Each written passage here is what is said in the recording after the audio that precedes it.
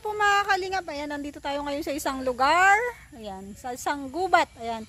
May nagano po sa akin dito, may nag-repair. Dahil mayroon daw po ditong isang kaawa-awang matanda na kailangan ng tulong. So titingnan po natin kung ano yung pwede nating maitulong sa kanya. Bibisitahin natin at tatanungin natin ano ba yung pwedeng maitulong. Sa abot ng ating makakaya, tutulungan po natin.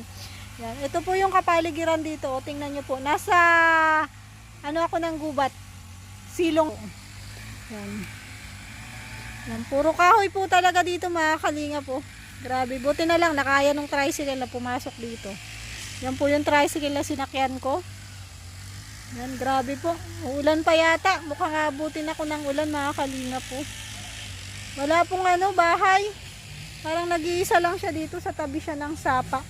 So tara po. Kawawa po. Oh. Grabe. Ayan, sapa.